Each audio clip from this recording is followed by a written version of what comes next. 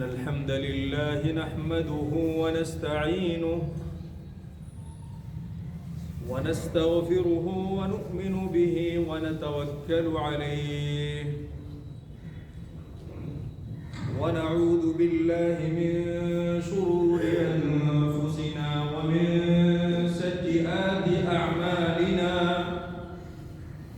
من يهده الله فلا مضل له ومن يضلل فلا هادي له وأشهد أن لا إله إلا الله وحده لا شريك له وأشهد أن محمدًا عبده ورسوله أما بعد فإن خير الحديث كتاب الله وخير الهدي هدي محمد صلى الله عليه وسلم وشر الأمور محدثاتها وكل محدثة بدعة وكل بدعة ضلالة وكل ضلالة في النار فأعوذ بالله السميع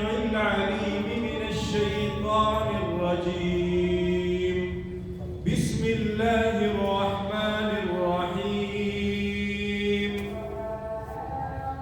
يا أيها الذين آمنوا اتقوا الله حق تقاته ولا تموتن إلا وأنتم مسلمون يا أيها الناس اتقوا ربكم الذي خلقكم من نفس واحدة وخلق منها زوجها وبث منهما رجالا كثيرا ونساء واتقوا الله الذي تساءلون به والأرحام إن الله كان عليكم رقيبا يا أيها الذين آمنوا اتقوا الله وقولوا قولا سديدا يصلح لكم أعمالكم ويغفر لكم ذنوبكم ومن يطع الله ورسوله فقد فاز فوزا عظيما رب زدني علما رب اشرح لي صدري ويسر لي أمري واحلل عقدة من لساني يفقهوا قولی تمام قسم کی تعریفات صرف اللہ واحد کے لیے ہے اور بیش بہا درود و سلام نبی آخر الزمان جناب محمد بن عبداللہ صلی اللہ علیہ وسلم کے ذات گرامی پر جنہیں اللہ تعالیٰ نے رحمت للعالمین بشیر و نذیر اور ہادی و مرشد بنا کر اس دنیا میں مبعوث فرمایا نہایت ہی قابل قدر آج کے خطبہ جمعہ میں تشریف فرما بزرگان محترم نوجوان ساتھیوں پیارے بچوں اور دینی ملی عفت مآب مائیں اور بہنیں آج کے خطبہ جمعے میں جس موضوع کے تحت کچھ باتیں آپ کے سامنے رکھنے کی کوشش کروں گا اس کا مرکزی عنوان دین کیا ہے اور دین کیسے حاصل کرنا چاہیے۔ یہ بہت بنیادی موضوع ہے۔ اس تعلق سے انفرادی طور پر اجتماعی طور پر بلکہ ہر سطح پر یہ کوشش ہونی چاہیے کہ ہم اپنے دین کو جس کو دین اسلام کہتے ہیں اس کو کیسے جانا جائے۔ اور اس کے اصل کے طرف کیسے لوٹا جائے۔ آج مسلمانوں کی پستی کے بہت سارے اسباب ہیں، بہت سارے وجوہات ہیں، لیکن ان میں ایک بنیادی سبب یہ بھی ہے کہ ہم اپنے دین کو جانتے نہیں، پہچانتے نہیں۔ ہم اپنے شرعی ان مسائل سے واقف نہیں ہیں جن کی شب و روز ہماری زندگی میں ضرورت پڑتی ہے، اور اگر ہم یہ جاننے کی بھی کوشش کرتے ہیں تو ہمیں یہ معلوم نہیں ہوتا کہ ہم ان دینی مسائل کو ہم اپنے اس شریعت کو، دین اسلام کو کہاں سے حاصل کریں اور کس طریقے سے حاصل کریں۔ اگر کبھی یہ طلب پیدا ہوتی ہے تو اس طلب اور اس چاہت کو پورا کرنے کے لیے جس راستے کو اپنانا چاہیے، جس طریقے کو اپنانا چاہیے، ہم اس طریقے پر نہیں چلتے ہیں۔ دین حاصل کرنے کا جذبہ ہے، اور اس جذبے کی تکمیل کے لیے جب ہم قدم آگے بڑھاتے ہیں کہ لاؤ دین کچھ سیکھیں، دین سمجھیں، تو معلوم یہ ہوتا ہے کہ ہم مزید گمراہی کے شکار ہوتے چلے جاتے ہیں۔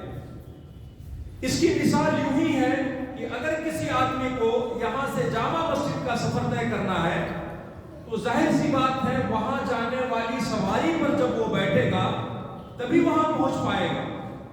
لیکن اگر اس کے مخالف سمت جو فرید آباد، بدرپور کے طرف یا نوئیڈا کی طرف سواریاں جا رہی ہوں، اس پر اگر وہ سوار ہوتا ہے تو ظاہر سی بات ہے اس کے اندر جانے کی طلب بھی موجود ہے، پہنچنے کی طلب بھی موجود ہے، اور جس کام کے لیے وہ جامع مسجد جانا چاہتا ہے وہ اس کے دل و دماغ میں گردش بھی کر رہی ہے، اس کے وقت بھی ضائع ہو رہے ہیں، پیسے بھی لگ رہے ہیں، لیکن ان تمام کوششوں کے باوجود، ان تمام اخراجات کے باوجود، ان تمام چاہتوں کے باوجود وہ شخص منزل مقصود پر نہیں پہنچ سکتا۔ کیوں؟ اس لیے کہ اس نے صحیح راستے کا انتخاب نہیں کیا۔ چنانچہ دین سیکھنے کے لیے، شریعت جاننے کے لیے، روزمرہ کے مسائل کو سمجھنے کے لیے ہمیں طلب بھی ہونی چاہیے، لگن بھی ہونی چاہیے، اور ساتھ ہی ساتھ اس کو حاصل کرنے کے لیے صحیح راستے کو اختیار بھی کرنا چاہیے۔ جب تک آپ صحیح راستے کو اختیار نہیں کریں گے اس وقت تک آپ شریعت کے مسائل کو، اپنے دین اسلام کو کبھی بھی صحیح معنوں میں سمجھ نہیں پائیں گے۔ یہ بات یاد رکھیں، اللہ کے رسول صلی اللہ علیہ وسلم کے اوپر اللہ تعالیٰ نے قرآن کریم کو نازل فرمایا۔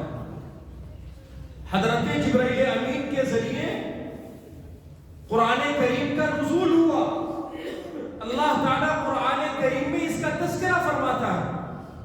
اللہ تعالیٰ کہتا ہے کہ تبارک الذی نزل الفرقان علی عبدہ لیکون للعالمین نذیرا، کہ بابرکت ہے وہ ذات جس نے اس کتاب کو، یعنی فرقان کو، اس آیت کریمہ میں اللہ تعالیٰ نے قرآن کریم کو فرقان کہا کہ تبارک الذی نزل الفرقان، بابرکت ہے وہ ذات جس نے فرقان کو نازل کیا۔ فرقان سے مراد یہ ہے کہ حق اور باطل کے درمیان تفریق کرنے والی، سچائی کو بیان کرنے والی، اور اس کے بالمقابل برائی کو واضح کرنے والی۔ قرآن کریم کتاب ہے، اس لیے اس کو اللہ تعالیٰ نے فرقان کہا کہ نزل الفرقان علی عبدہ، کہ اللہ تعالیٰ نے اس فرقان کو، اس کتاب مقدس کو، اس قرآن حکیم کو اپنے بندے جناب محمد رسول اللہ صلی اللہ علیہ وسلم کے قلب اطہر پہ نازل فرمایا۔ یہ قرآن کا نزول اللہ کی طرف سے ہے، ہماری یہ شریعت، ہمارا یہ دین جس کو ہم دین اسلام کہتے ہیں، جس کے بارے میں آپ جانتے ہیں کہ اللہ تعالیٰ نے ارشاد فرمایا کہ ان الدین عند اللہ الاسلام، اللہ تعالیٰ کے نزدیک صرف ایک ہی دین ہے، اس کے علاوہ کوئی ایسا دین نہیں ہے، کوئی ایسا طریقہ نہیں ہے جو اللہ تعالیٰ کو پسندیدہ ہو یا جس کا انتخاب اللہ تعالیٰ نے فرمایا ہو۔ قرآن کے ذریعے ہمیں یہ معلوم ہوتا ہے کہ ان الدین عند اللہ الاسلام، اللہ کے نزدیک صرف دین ہے اور وہ دین اسلام، بس اس کے علاوہ کوئی دین نہیں ہے، کوئی مذہب نہیں ہے، چاہے اس کے اندر دنیا جہاں کی تمام خوبیوں کو دکھانے کے لیے اکٹھا کیوں نہ کر دیا جائے، وہ دین اسلام سے اچھا مذہب اللہ کی نگاہ میں کبھی نہیں ہو سکتا۔ اسی لیے ایک دوسرے مقام پہ اللہ تعالیٰ نے اسی سورت کے اندر، سورہ آل عمران کے اندر مزید وضاحت کرتے ہوئے ارشاد فرمایا، یہاں تو کہا کہ میرے نزدیک صرف دین اسلام ہی، اس کے علاوہ کوئی اور دین نہیں ہے، لیکن کچھ آگے جا کے اللہ تعالیٰ نے مزید وضاحت فرمائی، کہا کہ وَمَن يَبْتَغِي غَيْرَ الْإِسْلَامِ دِينًا فَلَن يُقْبَلَ مِنْهُ وَهُوَ فِي الْآخِرَةِ مِنَ الْخَاسِرِينَ۔ اس آیت کریمہ کے اندر اللہ تعالیٰ نے واضح طور پہ یہ بتایا کہ اگر کوئی آدمی، اگر کوئی شخص اس دین کے علاوہ، دین اسلام کے علاوہ کسی اور دین کو اپناتا ہے تو فَلَن يُقْبَلَ مِنْهُ، اس کا وہ دین ہرگز اللہ کے ہاں قابل قبول نہیں ہے، کسی بھی صورت میں قابل قبول نہیں ہے، چاہے کوئی انسان بظاہر چاہے جتنا اچھا کیوں نہ ہو، وہ نیکی کے چاہے جتنے کام کیوں نہ کرتا ہو، بندوں کے ہاں وہ حد سے زیادہ مقبول کیوں نہ ہو، لیکن قرآن کے ذریعے ہمیں یہ معلوم ہوتا ہے کہ فَلَن يُقْبَلَ مِنْهُ، اس کا یہ دین یہ قابل قبول نہیں ہے، اور یہی تک نہیں ہے بلکہ اللہ تعالیٰ نے آگے کہا وَهُوَ فِي الْآخِرَةِ مِنَ الْخَاسِرِينَ، اور وہ آخرت میں گھاٹا اٹھانے والوں میں سے ہوگا۔ ایسا نہیں ہے کہ روئے زمین پر کی جانے والی اس کی نیکیاں، اس کی اچھائیاں، یہ سب کام آ جائے گی۔ چنانچہ قرآن کریم کی ان آیات کریمہ سے ہمیں اپنے ایمان اور عقیدے کو مضبوط کر لینا چاہیے کہ ہم جس دین کو مانتے ہیں، جس شریعت کو مانتے ہیں، جس قانون کو نبی پاک علیہ السلام نے ہمیں دیا ہے، یہ آخری دین ہے، یہ آخری شریعت ہے، اور اس کی تمام چیزیں، چاہے اس کا تعلق اساسیات سے ہو یا اس کا تعلق جزئیات سے ہو، جزئیات سے مراد یہ ہے کہ چھوٹے موٹے وہ مسائل جو ہمارے زندگی میں ہمیشہ درپیش آتے ہیں، اور اساسیات سے مراد یہ ہے کہ عقدی مسائل جس کا تعلق ہمارے منہج سے ہے، ہمارے عقیدے سے ہے، یہ دونوں چیزیں ہمارے اس دین، ہماری اس شریعت کی بنیادی اصول، یا اسی طریقے سے فروعی مسائل، اور ان فروعی مسائل میں بھی خواہ بڑے بڑے مسائل ہوں جس کو ہم لوگ کہتے ہیں بڑے مسائل، یا چھوٹے چھوٹے مسائل جس کو ہم لوگ چھوٹے چھوٹے مسائل کہتے ہیں اپنے زبان میں، جن مسائل اور جن سنتوں کی ہم کوئی پرواہ نہیں کرتے ہیں، یہ ساری کی ساری چیزیں کہاں سے آئی ہیں؟ آسمان سے آئی ہے، اللہ رب العزت والجلال کی طرف سے آئی ہے، اس میں کسی بندے کا کوئی دخل نہیں ہے۔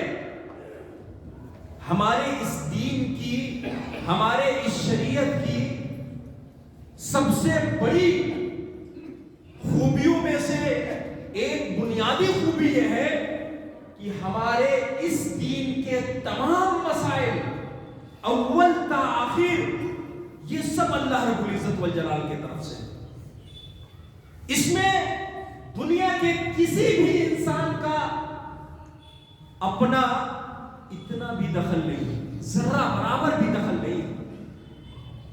آپ سوچیں کہ جس دین کو اللہ تعالیٰ نے اپنے لیے پسند فرمایا اور جس دین کے نزول کے لیے، جس دین کو نازل کرنے کے لیے اللہ رب العزت والجلال نے پیارے نبی جناب محمد رسول اللہ صلی اللہ علیہ وسلم کا انتخاب کیا. حدیث ہمیں یہ بتاتی ہے، قرآن کریم کے ذریعے ہمیں یہ معلوم ہوتا ہے کہ اللہ رب العزت والجلال نے بندوں کے دلوں کے طرف دیکھا. حدیث کے الفاظ ہیں ان اللہ نظر فی قلوب العباد. اس دنیا میں جتنے انسان ہیں سب کے دلوں کو اللہ تعالیٰ نے دیکھا. فوجد قلب محمد صلی اللہ علیہ وسلم خیر قلوب العباد. تو اللہ تعالیٰ نے نبی کریم جناب محمد رسول اللہ صلی اللہ علیہ وسلم کے دل کو سب سے اچھا پایا. ان سے بہتر دل کسی اور کا نہیں. تمام انسانوں میں اس پوری دنیا میں سب سے بہترین دل اللہ تعالیٰ نے پیارے نبی صلی اللہ علیہ وسلم کا دل پایا. فاصطفاه لنفسه وابتعثه برسالته. چنانچہ اللہ تعالیٰ نے نبی کریم صلی اللہ علیہ وسلم کا انتخاب اپنے دین کے لیے، اپنے شریعت کے لیے کر لیا. یہ ایسے ہی نہیں، بغیر سوچے سمجھے نہیں، بلکہ اللہ تعالیٰ نے سب سے بہترین انسان کا انتخاب سب سے بہترین کتاب کے لیے اور سب سے بہترین دین اور شریعت کے لیے. چنانچہ ہمیں اس بات پر یقین کر لینا چاہیے کہ ہم جس دین کو مانتے ہیں اس دین سے بہتر کوئی اور دین نہیں ہے. کبھی کبھی ہمارے نوجوان بھائی جذبات میں آ کے یہ کہتے ہیں کہ فلاں دین کے اندر اس سے زیادہ خوبیاں مظاہر نظر آتی ہیں اور ہمارے اس دین کے اندر خوبیوں سے زیادہ بندشیں نظر آتی ہیں. یہ بظاہر کچھ نوجوانوں کو ایسا لگتا ہے اور اس کے لگنے کے بھی بہت سارے اسباب اور وجوہات ہیں. ان میں سے ایک سبب یہ ہے کہ ہم اپنے اس دین کو نہیں جانتے، ہم اپنے اس شریعت کو نہیں جانتے، ہم پیارے نبی صلی اللہ علیہ وسلم کے لائے ہوئے نظام کو نہیں جانتے. ہم جانتے ہی نہیں کہ یہ دین آیا کہاں سے اور کس طریقے سے آیا. اور اگر ہمیں دین سیکھنا ہے تو ہم کس طریقے سے اس دین کو سیکھیں ہم جانتے ہی نہیں. میں نے اسی لیے اس سے پہلے بھی کہا تھا کہ ایک مرتبہ ایک بڑے اجتماع سے میں نے یہ سوال کیا تھا قرآن کریم کے حوالے سے. اس پروگرام کا انعقاد ہوا تھا، پوچھا تھا کہ قرآن کریم کا لیکھک کون ہے، لکھنے والا کون ہے. کتنے سارے ایسے ہاتھ اٹھے جنہوں نے کہا محمد رسول اللہ صلی اللہ علیہ وسلم نے لکھا. لیکن میں یہ کہتا ہوں کہ بہت سارے ایسے لوگ ہیں جو یہ بھی نہیں جانتے کہ محمد صلی اللہ علیہ وسلم نے لکھا. وہ تو اچھا ہے کہ کم سے کم ہمارے پیارے آخری نبی جناب محمد رسول اللہ صلی اللہ علیہ وسلم تک پہنچ گئے. اس کی وجہ کیا ہے؟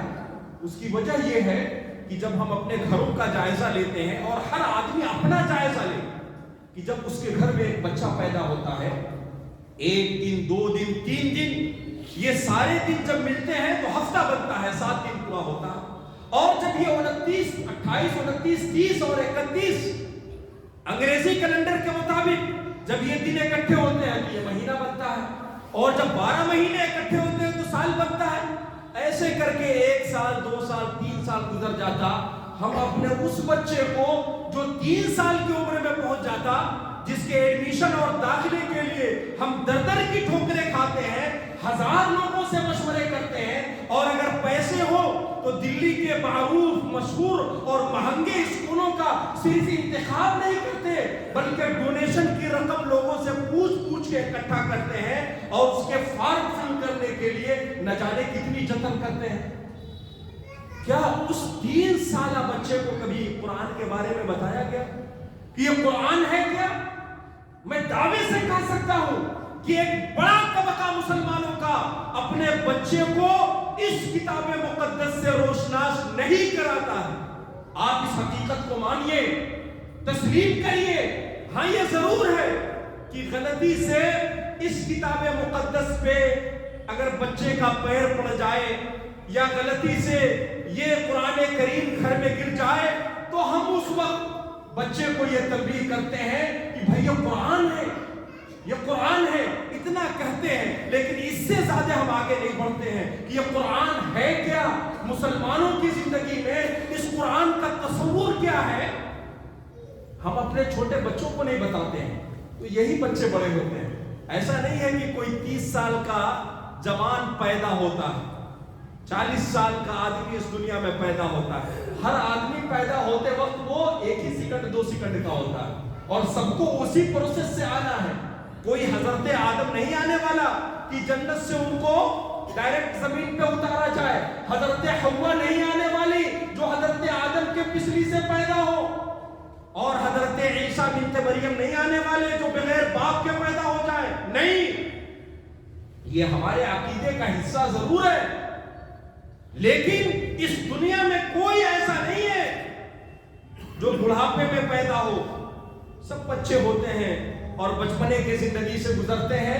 ہم جب بچپنے میں ان کو نہیں بتاتے، نہیں سکھاتے، تو بڑھاپے میں یہ جا کے کہتے ہیں کہ قرآن کریم کو فلاں نے لکھا، فلاں نے لکھا، فلاں نے لکھا، اس کو بتاتے نہیں۔ تو قرآن کریم اللہ رب العزت والجلال نے اس کتاب مقدس کے نزول کے لیے نبی کریم صلی اللہ علیہ وسلم کا انتخاب کیا، جس سے بہتر کوئی نہیں اس دنیا میں۔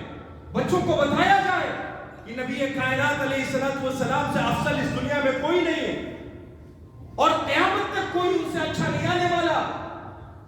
اور پھر اس کے بعد یہ بتایا جائے کہ یہی نہیں کہ صرف اس کے اندر یہ اچھائی ہے، یہ خوبی ہے، بلکہ اس کے علاوہ دنیا کی جتنی خوبیاں ہو سکتی ہیں وہ سب اس ایک انسان کے اندر پائی جاتی ہیں، جس کے اوپر اللہ تعالیٰ نے قرآن کو نازل کیا، شریعت کو نازل کیا، دین کو نازل کیا۔ چنانچہ ہمارے وہ نوجوان جو اپنے ہی دین کے تعلق سے شکوک و شبہات کے شکار ہیں، کبھی ان کو ایسا لگتا ہے کہ ہم جس دین کو ماننے والے ہیں وہ دین بہت اچھا نہیں ہے۔ انسانی زندگی میں اتار چڑھاؤ آتا ہے، کبھی ہم نماز کے لیے آتے ہیں تو نماز میں بڑا دل لگتا ہے، اور کبھی نماز کے لیے آتے ہیں تو ہزار چاہت کے باوجود بھی خضوع پیدا نہیں ہوتا۔ یہ انسانی زندگی ہے، کبھی ایسا ہوتا ہے۔ تو بالخصوص بہت سارے نوجوانوں کو بھی یہ دیکھا گیا کہ وہ اپنے دین کے تعلق سے شکوک و شبہات کے شکار ہیں۔ اس کے بہت سارے وجوہات و اسباب ہیں، ان میں سے ایک سبب یہ ہے کہ ہم اس دین کو نہیں جانتے، اس شریعت کو نہیں جانتے، ہم مصطفیٰ کے اس نظام کو نہیں جانتے۔ لہٰذا یہ جاننے کی ضرورت ہے کہ ہمارا دین ہے کیا۔ اس تعلق سے سب سے پہلی اور بنیادی چیز ہے کہ ہمارا پورا دین، جیسا کہ میں نے اپنی زبان میں کہا کہ اس کے بڑے بڑے مسائل اور اس کے چھوٹے چھوٹے مسائل۔ چھوٹے چھوٹے مسائل سے مراد میں نے ابھی بتایا تھا، مثال کے طور پر ہمیں کپڑا کیسے پہننا چاہیے، یہ بہت معمولی چیز لگتی ہے، لیکن کیا اللہ کے رسول صلی اللہ علیہ وسلم نے ہمیں نہیں سکھایا کہ کپڑے کو کس انداز سے پہننا چاہیے، جوتا کیسے پہننا چاہیے؟ کیا اس کو اللہ کے رسول صلی اللہ علیہ وسلم نے نہیں سکھایا؟ اس کو میں سمجھنے کے لیے کہہ رہا ہوں کہ چھوٹے چھوٹے مسائل، لیکن حقیقت یہ ہے کہ یہ بڑے بڑے مسائل ہیں۔ جب آپ اپنے آخری پیارے نبی صلی اللہ علیہ وسلم کے طریقے کے مطابق جوتا نہ پہنے، بال میں کنگھی نہ کریں، کپڑے نہ پہنے، استنجا نہ کریں، تو بڑے بڑے مسائل آپ کیسے اللہ کے رسول صلی اللہ علیہ وسلم کے شریعت اور ان کے بتائے ہوئے طریقے کے مطابق کر سکتے ہیں؟ کیا یہ ممکن ہے؟ یہ ممکن نہیں، لیکن ہم لوگ اپنی زبان میں کہتے ہیں کہ چھوٹے چھوٹے مسائل، آئیے ہم اس کو چھوٹا ہی کہتے ہیں، کپڑا پہننا۔ کیا اللہ کے رسول صلی اللہ علیہ وسلم نے کپڑے پہننے کا طریقہ نہیں سکھایا؟ کنگھی کرنے کا طریقہ نہیں سکھایا؟ استنجا کرنے کا طریقہ نہیں سکھایا؟ ارے یہی تو الزام لگا تھا سلمان فارسی پر جو فارس سے آئے تھے۔ یہودیوں نے ان سے کہا تھا کہ تمہارا نبی کیسا ہے، ہر چھوٹی بڑی چیز کو سکھاتا ہے، یہ تو عجیب بات ہے، پیشاب اور پخانے کا بھی طریقہ سکھاتا ہے۔ حضرت سلمان فارسی نے کہا تھا قد علمنا نبینا کل شیء حتی القراءہ، کہا ہاں یہ بات صحیح ہے کہ ہمارا نبی تو ہر چھوٹی بڑی چیز کو سکھاتا ہے، یہاں تک کہ کیسے پیشاب کرنا چاہیے، کیسے پخانہ کرنا چاہیے، یہ بھی ہمارا نبی سکھاتا ہے، دین میں کوئی چھوٹی بڑی چیز نہیں۔ فخر سے کہا انہوں نے۔ آج تو ہم باپ بوڑھا ہو جائے اور اگر گاؤں کا رہنے والا ہو، گمچھا ومچھا گردن پہ رکھ کے چلتا ہو، دھوتی پہنتا ہو، تو اس کو باپ نہیں کہتے، شرما جاتے ہیں، ہے کہ نہیں؟ لیکن حضرت سلمان فارسی نے کیا کہا؟ ڈٹ کے کہا تھا کہ نہیں، ایسا نہیں ہے کہ انہوں نے مجاملت سے کام لی۔ کہا کہ کیا بات کرتے ہو؟ حتی القراءہ، چھوٹی بڑی چیز کی بات کرتے ہو؟ پیشاب کا طریقہ انہوں نے سکھایا، ہم بستری کا طریقہ سکھایا کہ جب نئی نئی شادی ہو تو دلہن سے کس طریقے سے ملا جائے اور اپنی شہوت کو کیسے پورا کیا جائے۔ اب بچا کیا؟ ساری چیزوں۔ تو سب سے پہلے ہمیں یہ سمجھنا چاہیے کہ ہم جس دین کو مانتے ہیں، جس کو ہم دین اسلام کہتے ہیں، اور یہ نام ایسا نہیں ہے کہ کسی چینی کمپنی کا پروڈکٹ ہو، نہیں، بلکہ یہ نام بھی اللہ کی طرف سے آیا ہے، یہ جاننا چاہیے۔ یہ اللہ تعالیٰ نے ہمارے اس دین کا نام دین اسلام رکھا، ہم اس دین کے ماننے والے، اس دین کی تمام چیزیں، چاہے وہ عقیدے منہج سے تعلق رکھتی ہوں یا ہمارے شب و روز کے مسائل سے تعلق رکھتی ہوں، یہ تمام چیزیں منزل من اللہ رب العزت والجلال کے طرف سے ہے۔ ہمیں اس بات کو مان لینا چاہیے، تسلیم کر لینا چاہیے۔ یہاں تھوڑی دیر کے لیے ہم رکتے ہیں اور رک کر یہ جاننے کی کوشش کرتے ہیں کہ ہمارا یہ دین، ہماری یہ شریعت جس کو ہم دین اسلام کہتے ہیں، اور جس شریعت کو شریعت مصطفیٰ کہتے ہیں، جس نظام کو نظام مصطفیٰ کہتے ہیں، یہ کہاں سے آیا؟ یہ آسمان سے آیا۔ کیسے آیا؟ اس کی شکل کیا ہے؟ اللہ تعالیٰ نے اس کو نازل کیسے کیا؟ اللہ تعالیٰ نے اس دین اسلام کو وحی کے ذریعے نازل کیا۔ اس کے علاوہ کوئی اور راستہ نہیں ہے، صرف ایک ہی راستہ ہے، اور وہ راستہ کیا ہے؟ وحی۔ دین کی تمام چیزیں کہاں سے آئی؟ آسمان سے آئی ہیں، اللہ نے اس کو نازل کیا۔ اور کس راستے سے نازل کیا ہے؟ وحی کے ذریعے۔ اب یہ ایک الگ بات ہے کہ وحی کی قسمیں کتنی ہیں اور کس انداز سے اس کا نزول ہوا، یہ ایک الگ چیپٹر ہے، لیکن مختصر طور پر میں بتاؤں کہ وحی کی دو قسمیں ہیں۔ ایک قسم ہے وحی متلو، یعنی وحی کی وہ قسم جس کی ہم تلاوت کرتے ہیں اور جس کے تلاوت پر اجر و ثواب ملتا ہے، جس کو ہم قرآن کریم کہتے ہیں۔ یہ وحی کی پہلی شکل ہے، یہ وحی کی پہلی شکل ہے جس کو ہم قرآن کریم کہتے ہیں، کتاب مقدس کہتے ہیں۔ اس وحی کے ذریعے اللہ تعالیٰ نے اپنے دین کو، اپنے شریعت کو نازل فرمایا۔ اور وحی کی دوسری شکل کیا ہے؟ وحی غیر متلو، جس کو مختصر طور پر ہم یہ کہہ لیں کہ احادیث نبویہ، نبی کریم صلی اللہ علیہ وسلم کے فرامین، ان کے اقوال، ان کے افعال، ان کے فرمودات، یہ ساری چیزیں، آپ کی پوری زندگی، یہ وحی کی دوسری شکل ہے۔ یہ کیا ہے؟ وحی کی دوسری شکل۔ صرف یہ دو شکلیں ہیں اور انہی دو راستوں سے ہمارا پورا دین ہم تک پہنچا ہے، اس کے علاوہ کوئی راستہ نہیں۔ میں آپ کو تھوڑی دیر کے لیے یہاں روکنا چاہتا ہوں، تھوڑی دیر کے لیے آپ کے دل میں یہ ہلچل پیدا کرنا چاہتا ہوں، تھوڑی دیر کے لیے میں آپ کے ضمیر کو جگانا چاہتا ہوں، تھوڑی دیر کے لیے میں آپ کو پریشان کرنا چاہتا ہوں یہ کہہ کے کہ ہمارا یہ پورا دین اور اس کا یہ پورا سسٹم جس کو ہم شریعت کہتے ہیں، اور اس کے تمام مسائل جس کو میں بار بار کہہ رہا ہوں کہ چاہے وہ بنیادی مسائل ہو یا چھوٹے موٹے مسائل، یہ سب کہاں سے آیا؟ یہ اللہ رب العزت والجلال کے طرف سے آیا۔ جب ہمارے دین کا پورا نظام، پورا سسٹم وحی کے ذریعے اللہ تعالیٰ نے نازل کیا، تب اتنا زیادہ اختلاف ہمارے مسلمانوں کے درمیان ہے۔ اگر اس شریعت اور اس نظام میں کسی انسان کا ادنا دخل بھی ہوتا ادنا دخل بھی ہوتا، بلکہ میں یوں کہوں کہ آخری نبی جناب محمد رسول اللہ صلی اللہ علیہ وسلم، جن سے افضل کوئی نہیں اس دنیا میں، اگر آپ کا بھی اس میں ذرہ برابر دخل ہوتا تب اس دین کا کیا ہوتا؟ تب مسلمان اس دین کا کیا کرتے؟ یہ تو ساری چیزیں کمپلیٹ اول تاخیر اللہ تعالیٰ نے آسمان سے نازل کیا، تب اتنا زیادہ ہمارے درمیان اختلاف ہے اور ہر مسئلے میں اختلاف ہے. اور ایسا نہیں کہ صرف یہ فروعی مسائل اور فقہی مسائل میں اختلاف ہے، ہمارے عقدی مسائل میں بھی اختلاف ہے. تو جب ہمارا دین، ہماری شریعت یہ اللہ کے طرف سے ہے، اس وقت اتنے سارے اختلافات پائے جاتے ہیں.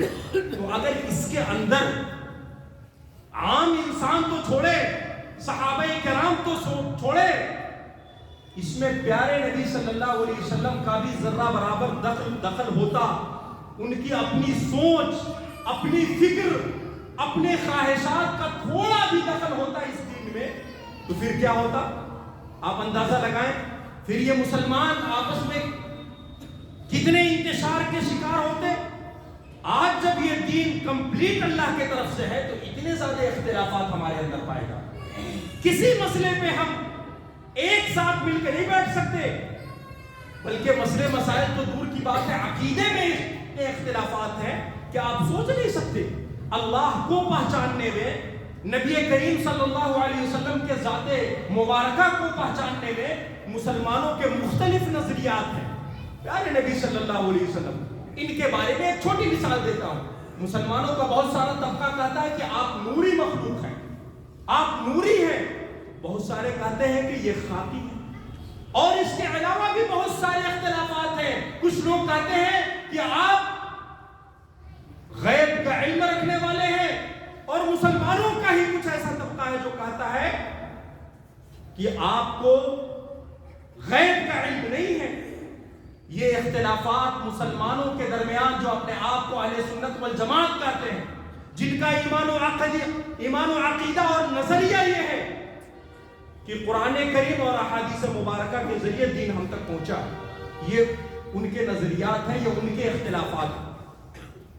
جبکہ اس دین اور اس شریعت میں پیارے نبی صلی اللہ علیہ وسلم، جن کے قلب اطہر پر اللہ تعالیٰ نے قرآن کو نازل کیا، ان کو بھی اتنا اختیار نہیں دیا کہ آپ اپنے پاس سے بولے.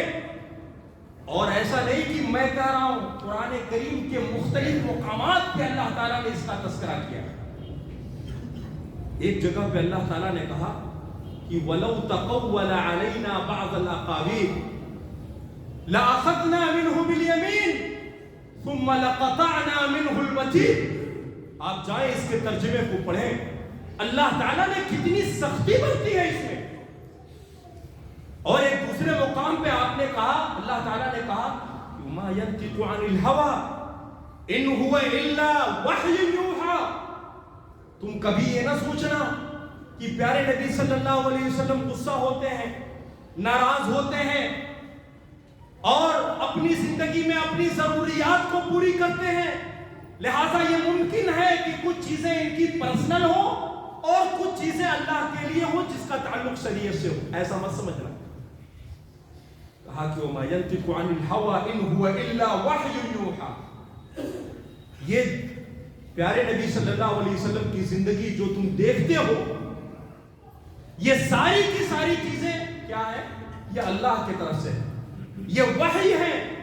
آپ جو کچھ بولتے ہیں، جو کچھ فرماتے ہیں، آپ جو کچھ سوچتے ہیں، جو کچھ کرتے ہیں، اور کسی کو کرتے ہوئے آپ خاموشی اختیار کرتے ہیں، یہ سب دین کا حصہ اور جز ہے. اس میں آپ صلی اللہ علیہ وسلم کا بھی کوئی دخل نہیں ہے.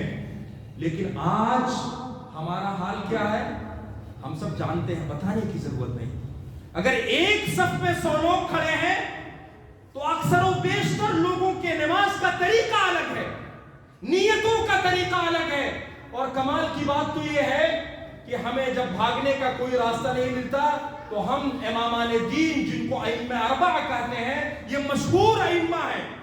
بلکہ میں آپ کو بتاؤں کہ یہ 4 امام امام ابو حنیفہ، شافعی، مالک، احمد بن حنبل جن کو ہم کہتے ہیں، ان کے زمانے میں خود بڑے بڑے ہزاروں ائمہ تھے، ایک دو نہیں بلکہ ہزاروں ائمہ تھے۔ خود امام ابو حنیفہ حضرت نعمان بن ثابت جن کی وفات سن 150 ہجری میں ہوتی ہے، جس سال آپ وفات پاتے ہیں اسی سال امام شافعی رحمہ اللہ کی ولادت ہوتی ہے۔ خود آپ کے زمانے میں بڑے بڑے ائمہ تھے، بڑے بڑے ائمہ تھے۔ یہ تو ہم لوگوں نے 4 امام بنا لیے ہیں، لیکن چلو کوئی بات نہیں، 4 امام پر اتفاق کر لیتے ہیں، مزید اختلاف پیدا نہیں کرتے ہیں۔ جب آپ ان اماموں کی زندگی پڑھتے ہیں اور لوگ ان اماموں کے پاس جاتے تھے تو یہ کیا کہتے تھے، یہ جاننے کی چیز ہے۔ آج ہم ان اماموں کے نام پہ کھیل جاتے ہیں، دین کو بیچ دیتے ہیں، مسجدوں میں تالا لگا دیتے ہیں، قبرستانوں پہ کتبہ لگا دیتے ہیں، مدرسوں پہ داخلے پہ ممنوع کا بورڈ لگا دیا جاتا ہے ان اماموں کے نام پہ۔ جبکہ جب آپ ان اماموں کی زندگی پڑھیں گے تو رب کعبہ کی قسم، اگر کوئی آدمی مسئلے مسائل کے لیے آتا تھا، چھوٹے چھوٹے مسئلے، بار بار کا چھوٹے چھوٹے مسئلے اس کے لیے بھی آتا تھا، تو سبوں کا کہنا یہ تھا کہ خذوا عمن تأخذون دینکم۔ اسی لیے محمد ابن سیرین نے کہا تھا، کیا کہا تھا؟ ان ھذا العلم دین فانظروا عمن تأخذون دینکم۔ ارے یہ دین، یہ علم ہے، ان ھذا العلم دین، کہا کہ فانظروا عمن تأخذون دینکم، جب اس دین کو حاصل کرنے کے لیے اٹھو تو یہ دیکھو کہ یہ دین آیا کہاں سے ہے، اور ہم سے پہلے لوگوں نے کہاں سے دین سیکھا ہے، وہاں سے تم دین حاصل کرو۔ ایسا نہیں کہ کہیں سے بھی دین حاصل کر لیا، نہیں، بلکہ سبوں نے دین کہاں سے حاصل کیا وہیں لوٹ کر جاؤ۔ اسی لیے امام ابو حنیفہ کا ایک بڑا مشہور قول ہے، آپ کہتے تھے کہ حرام علی من لم یعرف دلیلی ان یفتی بکلامی وانا اقول اليوم قول وارجع غدا۔ آپ کہتے تھے کہ حرام ہے لوگوں پر جو میری باتوں کو لے کر فتویٰ دیں، میرے مسئلے کو سن لیا، میرے فتوے کو سن لیا، دلیل کو نہیں جانا اور آگے لوگوں میں بیان کیا، کہا کہ حرام علی من لم یعرف دلیلی ان یفتی بکلامی، حرام ہے ان لوگوں پر جو ہماری دلیلوں کو جانے بغیر ہمارے مسئلے کو لوگوں کے سامنے بیان کرے۔ کیوں؟ اس لیے کہ میں آج کوئی اور مسئلہ بیان کرتا ہوں، کل کوئی اور بیان کرتا ہوں، جب ہمیں دلیل صحیح مل جاتی میں رجوع کر لیتا ہوں۔ اور یہی معاملہ امام مالک کا تھا، آپ نے تو اعلان کر دیا تھا، کہا تھا کہ انما انا بشر اخطی و اصیب، میں ایک انسان ہوں، مٹی کا پتلا ہوں، میں غلطی بھی کرتا ہوں اور مجھ سے صحیح کام بھی ہوتے ہیں، میں کبھی مسئلہ بتاتا ہوں، فتویٰ دیتا ہوں، صحیح بھی ہوتا ہے، کبھی غلط بھی ہوتا ہے، لہذا تمہاری ذمہ داری بنتی ہے۔ وہ کیا ذمہ داری ہے؟ وہ ہے کہ فانظروا فی رأیی، جب میں کوئی مسئلہ بیان کروں تو میرے رائے اور میری دلیل کو دیکھو۔ اذا وافق الکتاب فخذوہ، جب یہ کتاب یعنی قرآن اور سنت کے موافق ہو جائے تو اسے لے لو، اور جب قرآن اور سنت کے مخالف ہو جائے تو اسے چھوڑو۔ یہی حال امام شافعی کا تھا، یہی حال امام احمد بن حنبل کا تھا، بلکہ امام شافعی نے تو کہا تھا کہ اذا صح الحدیث فهو مذہبی، یہ تمام چیزیں جو میں نے تمہارے سامنے رکھی ہے، اگر اس کے بالمقابل کوئی صحیح حدیث آ جائے تو یہ میرا دین اور میرا مذہب ہے۔ اسی لیے انہوں نے کہا تھا اجمع المسلمون على ان من استبان له سنة عن رسول الله صلی اللہ علیہ وسلم لم يحل له ان يدعها لقول احد، کسی کے لیے یہ جائز نہیں ہے کہ فرمان رسول کو کسی شخص کے لیے، کسی شخص کے قول کے لیے، کسی شخص پرستی میں اللہ کے رسول کے سنت کو چھوڑا جائے، یہ کسی کے لیے جائز نہیں ہے۔ اور امام احمد بن حنبل نے تو کہا تھا کہ لا تقلدونی، میرے پیچھے نہ چلو، ولا تقلد مالکیا ولا الشافعیہ ولا الثوریہ ولا الاوزاعیہ، بلکہ دین وہاں سے سیکھو جہاں سے آیا ہے۔ اللہ تعالیٰ سے دعا ہے کہ رب العالمین ہم تمام لوگوں کو حقیقی معنوں میں دین کو سمجھنے کی توفیق عطا فرمائے۔ اللہ تعالیٰ سے دعا ہے کہ شریعت سے ہمیں محبت پیدا فرما دے۔ اللہ تعالیٰ تو ہماری عبادتوں کو، ہماری نمازوں کو، ہمارے شب و روز کو سنت کے مطابق بنا دے۔ رب العالمین جب تک ہم لوگوں کو زندہ رکھ، صحیح اسلامی اصولوں پر زندہ رکھ، اور جب ہمارا خاتمہ ہو تو خاتمہ بالخیر ہو۔